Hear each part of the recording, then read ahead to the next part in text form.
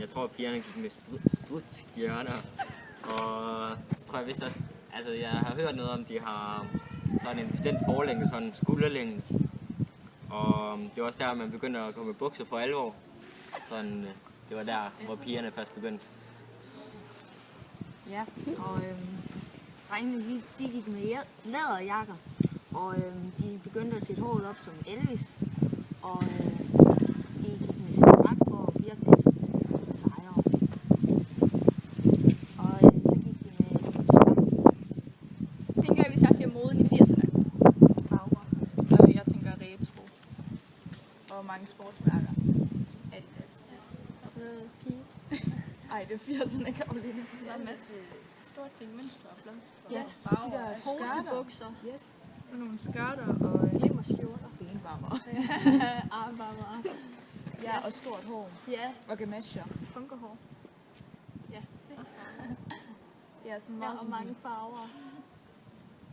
og Altså er vi sådan galt på dem? Eller sådan nogle sjove briller? ja. Og mere også læderjakker og Converse. Og, Ja. altså ikke sådan læderjakker som i 60'erne, men bare sådan, at de var kommet tilbage på det tidspunkt. Ja. Men jeg tror ikke, det var sådan helt vildt sådan her hjemme i Danmark. Sådan gamle men hvis vi mennesker tænker gik i USA. sådan nogle skjorter og sådan noget. I USA, synes jeg, at mænd er begyndt at interessere sig mere for mode. Altså går lige lidt mere op i deres skjorte. ja, det synes Ja, jeg også. det synes jeg. Det er måske blevet sådan Specielt bøsser.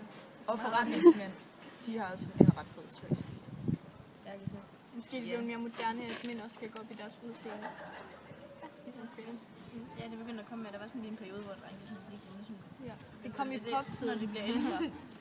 Når de bliver ældre, så begynder de at interessere sig. Ja, det synes jeg også. Okay, hvis jeg siger nu til mode. Så tænker jeg på mærkevarer. Og det er sådan noget som G-Star og Jack Jones og Bay. Det er i hvert fald ud. Ja, det er i hvert fald lidt ud med det. Det er mere sådan noget City Palace. Ja, jeg ser ellers.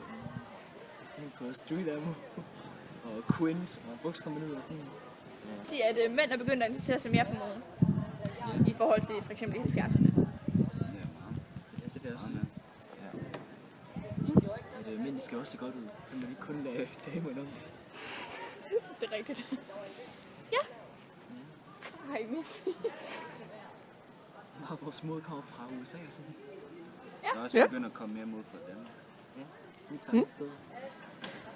Ja. Som Mads Christensen og sådan noget tøj.